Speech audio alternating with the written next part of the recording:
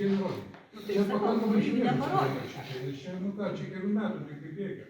Nes šiaip į metus 2-3 tik te padarai čia, nes darbelė yra. Pavyzdžiui, to vynuogėm prieš metus laiko beveik nesaus. Krapščiausiai. Na tai papasako, kaip čia Bet tik tiek, kad, vienas sluoksnį uždėjai, turi laukti kelis mėnesius, kol važiuoji. Tu negali nieko daryti toliau. O iškart kelis neišeina, kadangi, įsikimo dirbtas pas mane namuose, vietos ne kažkas tai. Antras dalykas, turi ir duoną užsidirbti, prie kompo dirbti. Tas programos daugiau surie laiką negu tapyba. Šiaip jo, krapštymosi yra. Kiti lengviau, greičiau, kažkaip šitas ilgiausias. Šitas ir tas portretas labai ilgai man kažkaip. Portretas tai čia aišku. Nes čia technika buvo būtent ant molio grunto lentos, čia ne popierius. Čia tai popierius, o ten jau ne. Ten grafitas ant molio grunto yra. Kažkaip tas molio gruntas ir ant jo labai sudėtinga yra dirbti ant jokio trintuko, žodžiu, negalima nuo jokio užtrinimo, jokio trintuko nieko. Uždėjai ištrika viskas, tas pas kaip ir tušų, kai jau nebeišimsi, jeigu uždėjai. O čia tai popierių, tai aišku, ten gali trinti kiek nori, nors iki skylės. Tai viskas mažiausias peskrėjimas, viskas. Štai tai ilgai, irgi per metus laiko truko. Nu, šitie, tai gerokai greičiau, tai, pavyzdžiui, ta tulpė, tai, netoli mėnesio kažkur, tai, pomidorui porą mėnesių turbūt. Kiek po porą mėnesių. Gal tas strigo šiek tiek ilgiau. Nu, dar ir savaitę. Pusantros.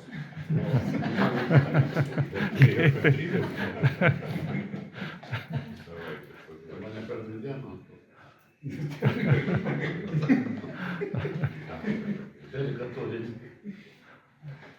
O kaip ateina tokia mintis, ką tu čia nutapęs esi, iš kur čia va taip? Čia visada yra pilnas, tų sumanimų Bet kaip daug. atsirenki?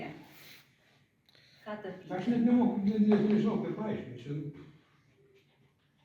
Šaunai gal vertėti. Nėra to, kad čia kažką planuotumai, bet taip, tų idėjų visą laiką galvoju pilnai yra.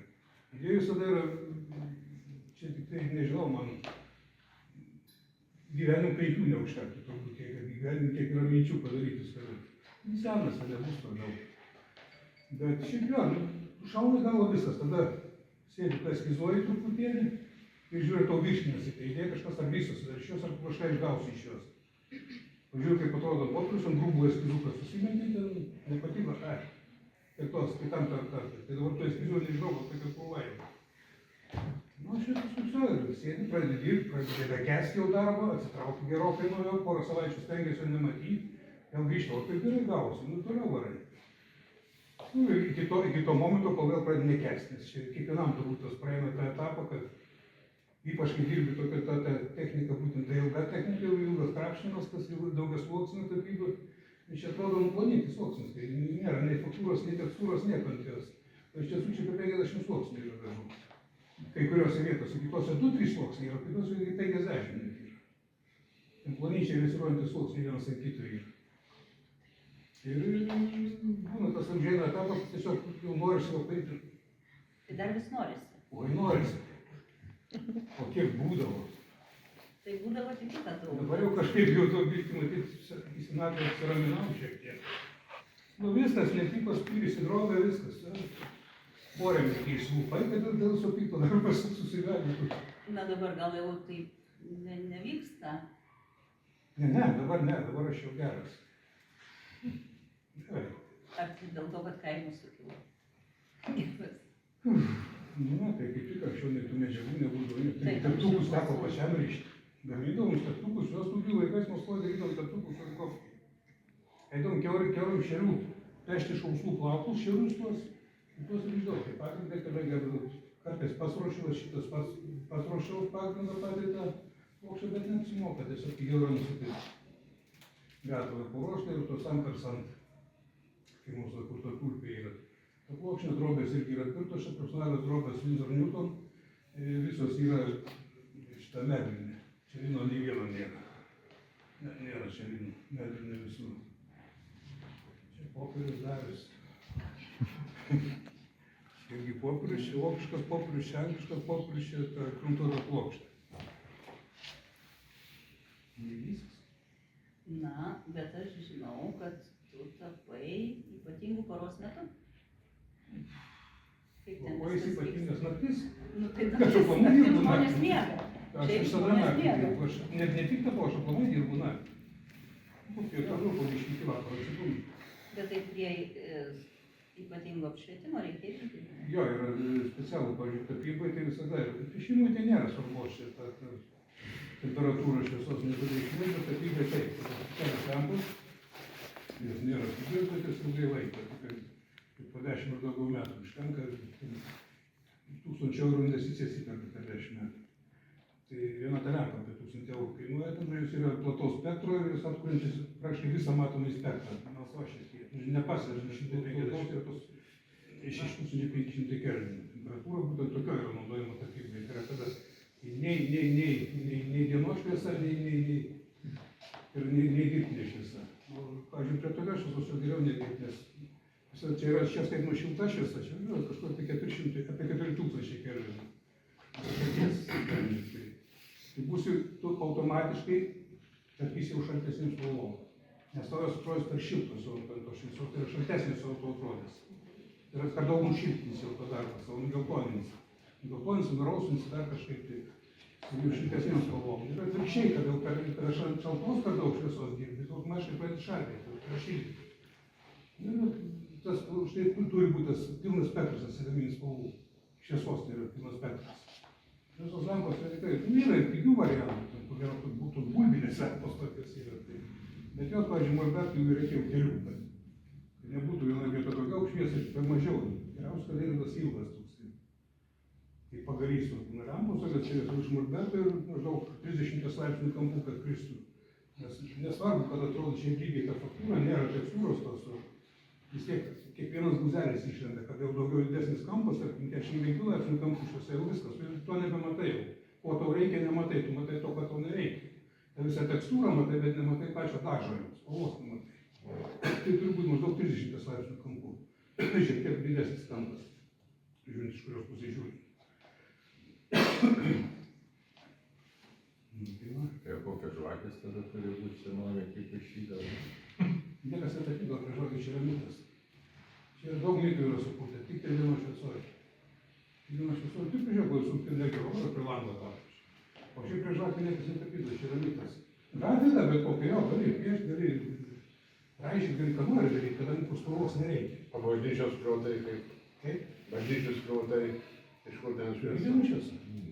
Bet ten neprasimuša daug. Užtekdavo. Arčiau dangaus, tai ten iš vis šviesa. Nu, tai kam, gal? Dažnai nereikia praktiškai. Ne, nu tai aišku, bet vien dėl to noro eksperimentuoti su dažais. Gal dar kas nors norit paklausti? Regimanto? Pasakykit, spalvas naudojat pagrindė, nes ir maišot pagrindė, ne? Visas spalvas ir gaunat maišyti. Paleta su paleta, tai pas mane gana įdomiai yra. Tai aš galiu nuo iš viso tik tai pradinių spalvų paletą, tai yra tik 3 spalvos. Taip. Raudona, mėlyna, geltona, viskas. Nu ir balta iš automatiškai. Nereikia jokios nei juodos nieko. Tai čia va, tos lygos yra taip pat ir tos ir ten vadinama minimalia paletė. 3 spalvų, pagrindinių spalvų paletė. Tai aš atrodo viskas, iš tos lygos per 3 spalvų paletę. O šiaip tai naudoju šitą dažniausiai išplėstinę paletę. Nu, daugiau vienas spalvų. O tą pačią mėlyną keletą variantų naudoju, žalių keletą, nu žalis ne, žalis paprastai aš jau darausi pats. Žalių man netinka man. Nu ir šiaip kaip yra principas, šiaip tokio, tos vadinus ilgalaikę tą tapybą, pavyzdžiui, tą patį natiurmortą, nu, pavyzdžiui, paskui apie tą rožę. Nusipirkau tą rožę, pirmiausia, aš aišku, pastačiau nusipirkau keletą variantų, keletą kompozicijų, nu, kelias buvo, ten 21. Ir nuskadau lapus, kad mažiau vargo būtų. Tai, nu, aš dėl to.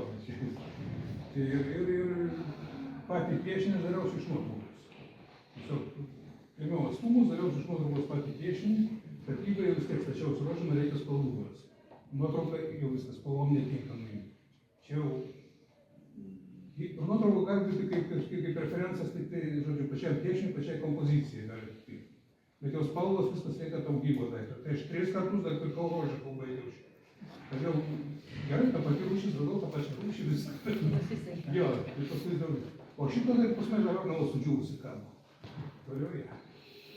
Ir taip jau, na, Tai man kalėdinė būtė buvo šiemet. Bumbulą užkabinau, tai būtas, tai būtas. Nu, tai tas pats ir su tom lelijom, tas pats ir su visais, po 3 kartus per tikrą. Ja, nu, pasidėjęs ir tiesiog labai toks paprastas būdas, kaip pagauti gryną spalvą, tai ne gryną, ta prasme, daugmaž panašią, pavyzdžiui, tą pačią slyvą. Aišku, ten tų atspalvių begalės yra, bet yra pagrindinė, vadinama, ta vidutinė spalva, vidutinė tono spalva. Permatomą plėvelę ir vat, ant jos eksperimentuoji, šiek tiek patepė ir šalia priglaudė.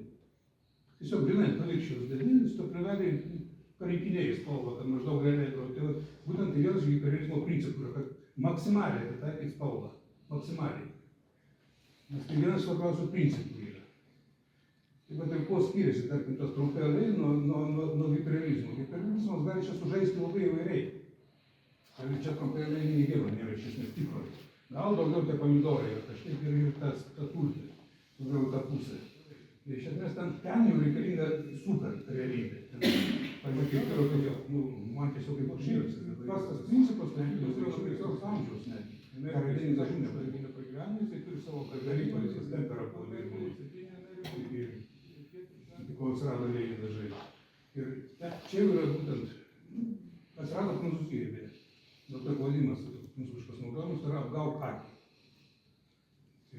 O hiperrealizmas, kuo skiriasi, tai ten jau gali pažaisti, šiek tiek į siurrealizmą nukrys gali, šešėlis nebūtinai turi atitikti tą pusę, kaip yra ir taip toliau, tas svarbu, kad sudarytų įspūdį tik tau.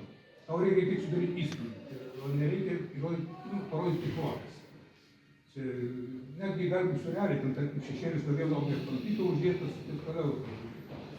Labiau pabrėžta šešėlis, labiau tekstūra pabrėžta objekto, ten kad tiesiog realiai tu paprastą akim tu nepamatysi, nes tos tekstūros, tarkim, paėmęs tą patį apelsiną, skirtelę apelsino, tu nepulsi žiūrinėti ant tų ląstelių apelsino. Nežinau, daug kas matosi plika akim, tu neturi žiūrinėti. Tačiau jau parodai tas ląsteles jau daug maž. Aišku, šiek tiek didesnės negu realiai jos yra, bet jau tas žiūrovui jau imponuoja, parodo. O trumpelį jau negalima to rodyti. Jie ten rodai tą, ką mato tavo akis. Ar taip fotoaparatas mato iš esmės. Fotoaparatas tai kaip linzė iškraipo, jis prašai nemato, realių spalvų nemato, realių formų, tai jis mato 2D vaizdą. Kaip žmogaus akis mato 3D, tai yra trimatį vaizdą. O fotoaparatas viskas, jis taip plokščiai. Už tai dėl ko, pradžio pradedančiajam, dirbti iš nuotraukos jokių būdų nerekomenduoju, jokių būdų. Tik tai jau kada jau tikrai žinai, kaip atrodo tas objektas iš visų pusių, tik tada gali pradėti dirbti nuo tokios nuotraukomis. O jau kalbėti apie ten portretus, pašyti iš nuotraukų neturi patirties. Iš natūros greuščius net neįk kažkur paėmės. Niekada nesigaus, tik tai pradėti iš natūros, tik tai. Aš pirmą kartą iš nuotraukos paaiškinau, kaip būdant tų komercinių tokių užsakymų, iš nuotraukų reikėdavo tam pagyvenimus. Buvo periodas kultūros, tai baisus pas mane buvo. Nes kur, po studijų kišenė gerai išvyko, kažkaip gyventi reikia, ir kepdavai. Ir tą kišą, jau ten visišką kišą nuvyzdavai, ten žodžiu. O šiaip tai, iš nuotraukų, tai tada tikėjau kažkiek, paskiau, šiaip daug metų, aš nebandžiau iš nuotraukos. Tik tai iš natūros jau stemdavau, aš ten keletą seansų ten ir taip toliau. Ten laikraščiuose jums sakydavo, ten tokių portretų, kad dar kažką, tai ten jo, reikėdavo iš nuotraukos dalykų.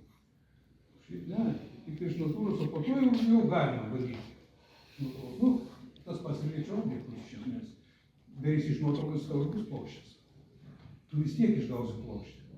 Vis tiek tu turi žinoti pačią to objekto anatomiją. Tai tu turi žinoti, kaip ta sfera užsilenkia, tas pomidoras arba dislyva, kur efektas brigas ir visą kitą, kaip tu visą tą umbrą, per umbrą, kur viskas turi paskirti šešėlis nuo šešėlio tonaciją ir taip toliau viską turi žinoti, ir spalva keičia intensyvumą, šaltumą, šviesumą, temperatūrą, ta prasme keičia, kaip keičia pagal atstumą, temperatūrą objektai, tai šiltesnis, šaltesnis, per atstumus tai šaltesnis, bus dar po toliau to šaltesnis ir taip toliau, čia daug niuansų. O nuotraukai to nepamatysi. Dar kada iš tikrųjų, taip, kompiuteris technologas praleidžia tą. Žiūrėk, preferencijas nuotraukos, tai čia man tai šventas dalykas. Bet to prapūčiau. Tai va, įsivarė už kažkaip čia. Įdomu. Visi tyliai klauso, vadinasi, sudominote. Nu taip. Bet va sužinojot, kaip malonu, Kažką kad sužinojom. kaip gerai, kad atėjot, kažką naujo sužinojot. Tai tokia pasakoma, Nes aš dar prisimenu, kartą kai- reikia apeiti ir kitaip Taip. matysi viską. Turbūt, kad taip. Kai dėsčiau piešimo vaikam, tai, nu, direktorė man įsikvietė, sako, vaikai ne tėvam pasiskundė, atėjo tėvai skųstis, kad žodžiu, ir per daug sudėtingai aiškinu. Nu, o aš būtent kaip man skųstis aiškinu, taip ir jum aiškinu. Ir tas toks, kaip supratau. Reikalavai turbūt. Ne, reikalo, aš labai geras mokslas buvau, labai gerės. Aš negalėjau žemesnio kaip ketvirtos pažymio rašyti. Sąžinė neleido. Nu, penketas buvo aukščiausias tas pažymys. Negalėjau. Trimes raves buvo vaikų iš piešimo, nu ten tas meno mokykla, bet tai vis tiek iš piešimo, iš kompozicijų, išves ketvirtą nusarmatą, ne? Penketas, ačiū. Taip, Taip, kas dar nori? Ką mums dabar paklausti? 10-ukai nevertinti. Da. Su 5 negalim vertinti, kaip Dabar tai negalima, dabar buvo galima. Ne, tada jo, penkiavalė sistema buvo. Įsiganda tiek mažai. Ai, jo, jinai dešimtbalė sistemai. Mes tai visi žinom, kas yra 5 ir 4. Šešis, Pas mus dar buvo mokykloje, buvo sustiprinta dailė, 31 vidurinė Vilniaus. Tai trejetą gaudavos, džiaugdavos, ten nebuvo taip tiek to piešimo. Nepaišydavo, nupieštuvo kažką, matodas, stumas vaiktų. Aš iš piešimo 5 klasėje polą gavau. Da. Štai kaip ką nupaišiau. Garsiai nesakysi, čia privadžiai turiu pasakyti. Tai mes jau bandom atspėti. Tai čia mokytojai buvo piešinys skirtas. Mokytojai. Nu, pakliuvo jai. Kaip jie nebuvo skirtas. Rado nepiešti. Aš turiu iš klasės mergaitę perdavėjai. Skundikai. Aš manau, piešiniai per klasę išliaudžiau tada. Bet klasė Sasvinėjus įlaikdavau, jo, per klasę. Išliaudžiau aplinkui.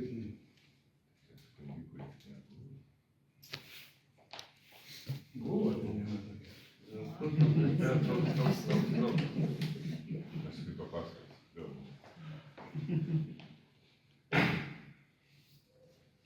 Na, nori, Ką dar? gal ką nors nori paklausti arba papasakot. Kaip čia viskas vyko? Kas čia? Kokių faktų, kurių aš nežinau. Kokių faktų čia nežino niekas? Aš neturiu ką papasakoti. Ne, Tiesiog tai kalbėjau. kad Regimantas čia atsidurtų šitoje salėje, ateitų į mūsų biblioteką, tai mūsų darbuotoja Loreta Griščenkienė labai daug dirbo, kvietė, įkalbinėjo, pasirodyti, darbus parodyti. Taip pat. Ir aš labai nesispačiau kažkaip. Taip ir atsidūrė. Nu tai praėjo vos ne metai gal, ar ne? Panašiai. Nors metai tiek greitai bėga, bet beveik metai praėjo, kol tu čia atsiradai. Savo darbais. Nu, šiek tiek stengėsi, šiek tiek. Na, bet Tai neturi darbų, tai ten, tai laiko neturi. Bet pasirodo, yra ir darbų, ir laiko. Ne, tai darbai, tai šiandien paforsavau šitą, šitą sukaupti. Na, šiaip sakau, per metus 1, 2, 3 maksimum gali padaryti. O jeigu didesnio formato dirbti, o jeigu dar figūrinius dirbti, čia iš vis po keletą metų prie vieno galima sėdėti. Tai taip ir yra. Daugelis tų šiuolaikinių karjeristų, kurie dirba būtent su figūriniais, su figūrinių kompozicijų, su portretais, su figūriniais. Žinau, 25 su vienu poetu dirba. 25 metus. Jis prieš tai pardavė porą, uždirbo keletą milijonų ir toliau. Bet ten poesas jau kainuoja apie milijoną, pusantro, 2. Šiaip aplamai, pasaulio kainos turizmo didelis, tik neturi jis populiarumo. Kažkaip dabar iš vis ant bangos tas kičinis tipo asociacionizmas, nu, kičinė ta abstrakcija, būtent tos abstrakcijos aš nematau, teplionė ir tiek. Nes netgi ten koncertas.